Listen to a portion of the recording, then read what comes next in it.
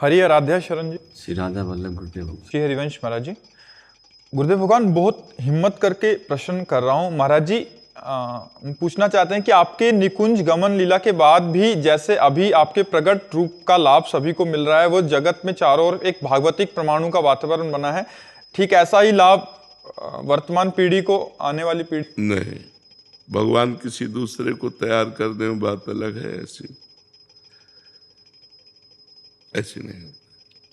उड़िया बाबा का आश्रम, वहां नई स्टेशन बन गई थी, इतने लोग आते थे कि नया स्टेशन उड़िया बाबा आश्रम बन गया था। अब जाके आप देखो अखंडानंद स्वामी, अब जाके आप देखो सूरदास बाबा।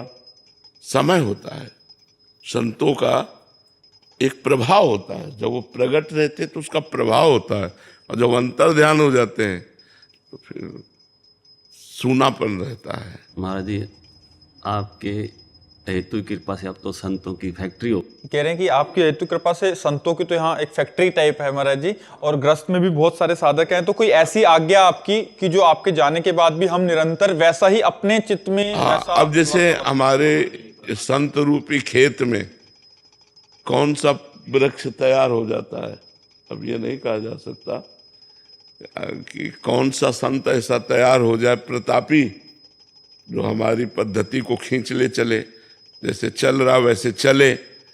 अभी तो नहीं दिखाई दे रहा। अब भगवान इनमें से किसी में हृदय में बैठ जाए और आगे प्रकाशित हो जाए, वो बात अलग होती है। वो क्या, ये भगवान की रची हुई पीसें होती है, वो बेजोड़ होती है। हो सकता है भगवान किसी और को तैयार कर दे, क्योंकि उनकी सृष्टि संभालना उनका कार्य है। लेकिन अब ऐसा हो कि जैसा प्रेमानंद के सामने चल रहा है, ऐसा अनुपस्थिति में भी एक प्रभाव होता है। वही बात कह रहा हूँ, वो हम अपने हृदय से जानते हैं। अपने गुरुदेव के लिए जैसा है वो हृदय से जानते हैं। काटने को दौड़ेगा, कुछ अच्छा नहीं लगेगा। पास है ना तो देखे ना देखे है तो एक मतलब हृदय में तसल्ली तो है। जब हफ्ते में गए, आंख में से आंख मिलाई, दर्शन किए, एक हृदय में, और ना भी के तो है, हमारे दिमाग में है, वहाँ है। और ये हो गया कि अंतर ध्यान हो गए, तब तो एक मतलब असमर्थ हो गए, असहाय हो गए। जैसे बालक के लिए माँ का ना होना, छोटे बालक के, असमर्थ बालक के लिए माँ का ना होना, ऐसे शिष्य के लिए गुरु का ना होना बड़ा दुर्भाग्य है। वो बातें बनाने वाली बातें अलग हैं, लेकिन जब मुस्कुरा करके देख लेते हैं प्रगट में जो सुख मिलता है, वो सुख प्रगट में आप जो दर्शन कर रहे हैं, जो संभाषण कर रहे हैं, जो लाभ ले रहे हैं, ये मोबाइल से थोड़ी मिलेगा बाद में। प्रगट का एक अलग आनंद होता है, प्रगट का एक अलग आनंद होता है। मोबाइल तो आकर्षण करके हम तक लाएगा, शराब छोड़ोगे, मांस छोड़ोगे, गंदी बातें छोड़ोगे, लेकिन अध्यात्म में जो कदम बढ़ेगा वो यहाँ के संग से बढ़ेगा, यहाँ के दर्शन से, यहाँ के वातावरण से, यहाँ के भागवतिक प्रभाव से अध्यात्म उन्नति होती है। तो इसीलिए बड़े बड़े संतों ने कहा कि हमें वैकुंठ नहीं, हमें इसी मृत्यु लोक में रखो, क्योंकि साधु समागम होगा, संत समागम होगा। तो संत समागम जब है तो लाभ ले लो, और जब नहीं है तो आगे भगवान जाने क्या होगा। क्योंकि प्रायः अब माइंड में रुपया रह गया है, प्रतिष्ठा रह गई, यश कीर्ति रह गई है, भगवान बहुत कम रह गए हैं। जब लक्ष्य होता है श्री भगवान तो वो मंगल करता है। जिसके दिमाग में श्री भगवान होते हैं उससे मंगल होता है। जिसके, अब जैसे हम वेश तो रखे हैं, अब हमारा उद्देश्य रुपया हो, हमारा उद्देश्य मठ मंदिर हो, हमारा उद्देश्य लोक व्यवहार संसारिकता हो, वो फिर केवल प्रवचन होंगे, उनका रंग नहीं आएगा। रंग तब आता है जहाँ जिन महापुरुषों ने जीवन बदला है लोगों का, वो स्वयं के जीवन से बदलता है। आपका जीवन यदि तपोमय है, भजनमय है, और जो आप बोल रहे हो वही आपके आचरण में है, तो प्रभाव पड़ेगा, उसका जीवन जबरदस्ती बदलेगा, उनका दर्शन से, संभाषण से, संग से बदलेगा। पर जब शरीर नहीं रहता तो हम इसीलिए प्रगट में देखकर कहते हैं कि जैसे पूज्य पादुड़िया बाबा जी का आश्रम, अखंडानंद जी का आश्रम, बड़े बड़े महा, उनके सामने जो था वो अब नहीं है। उनके सामने जो प्रभाव था वो अब दीवारें सुनी सुनी नजर आती हैं, अब वो नहीं है। जब महापुरुष होते हैं तो एक मतलब समाज खिली हुई रहती है, हर समय नई प्रसन्नता, नया आनंद, नई गूंज, नया। तो प्रगट में जो श्री जी लीला कर रही हैं वो अंतरित होने के बाद फिर किसी दूसरे को तैयार कर दें वो बात अलग है। महाराज जी, कोई शिष्यों के लिए आज्ञा आपके द्वारा? नाम बाणी, नाम बाणी जहाँ श्याम श्यामा तहाँ, नाम बाणी सुनत श्याम श्यामा सुबस, नाम बाणी निकट श्याम श्यामा प्रगट।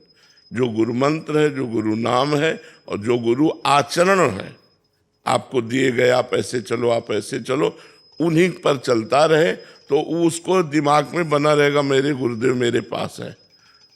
कभी भी ऐसा नहीं लगता कि हमारे गुरुदेव हमसे दूर हैं, हमारे दिमाग में बैठे हुए हमारे, क्योंकि मंत्र उनका, नाम उनका, वाणी उनकी दी हुई, जीवन उनका दिया हुआ, तो हम उन्हीं में तो वास कर रहे हैं, उन्हीं से जी रहे हैं। जैसे हम श्वास के बिना जी नहीं सकते, ऐसे गुरु के बिना अध्यात्म का जीवन नहीं हो सकता।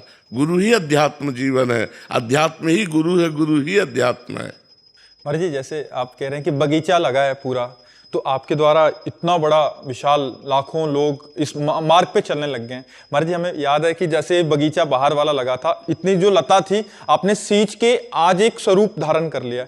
महाराज जी, अब वो स्वतः ही चलने के लिए तैयार हो गई। हाँ, अभी आप उसको देखो भी पानी ना, ना दो तो भी चल। हाँ, अभी मतलब उसकी जो पहले जो आपने हाँ, सिंचन किया, पहले जो, हाँ बिल्कुल। तो जो प्रारंभिक साधना होती है उसमें विशेष सानिध्य की जरूरत होती है, और जब साधक का अभ्यास हो जाता है तो फिर वो चल जाता है। पर गुरु एक ऐसा संबंध है कि वो किसी भी स्थिति में हो, शिष्य अपूर्ण नहीं रहता है, शिष्य अपूर्ण नहीं रहता, उसको कभी पूर्णता का बोध नहीं होता। सदैव गुरुदेव की कृपा की याचना बनी रहती है, आजीवन गुरु की कृपा की भीख मांगने की इच्छा बनी रहती है कि हमारे गुरुदेव हम पर कृपा करते रहे। कभी पूर्णता इस मार्ग में, कभी पूर्णिमा नहीं आती,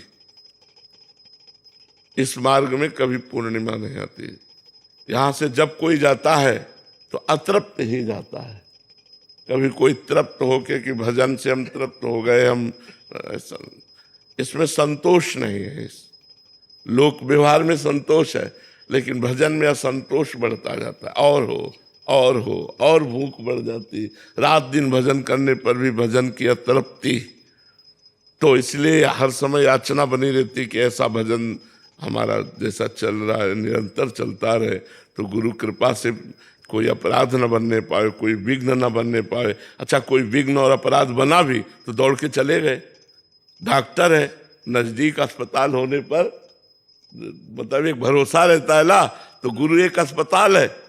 महाराज जी हमसे ये गलती अपराध बन गया, हमारा भजन रुक गया, वो डांटेंगे या वो समझा देंगे या वो क्षमा कर दे, कहते ही बात सुधर जाएगी, ये हमें पक्का विश्वास है। अपनी बात सामने रखते ही वो उत्तर दे न दे, आपकी बात सुधर जाएगी, क्योंकि वो कल्पतरु है, जो कामना लेके जाओगे उसकी पूर्ति हो जाएगी। संत कल्पतरु है। गुरु की नजर पड़ते ही शिष्य का जीवन उज्जवल होता चला जाता है, उसका भविष्य मंगलमय होता चला। गुरु का सानिध्य तो अत्यंत आवश्यक है। हम चाहेंगे कि सबके गुरु का सानिध्य सबको प्राप्त होता रहे, कभी कोई अपने गुरु से विमुख न हो, कभी कोई अपने गुरु से वंचित न हो, कभी कोई अपने गुरु से प्रगट में दूर न हो। गुरु का, जैसे हर बच्चा माँ के प्यार से पोषित है, ऐसे हर शिष्य अपने गुरु की कृपा दृष्टि से पोषित है। जी।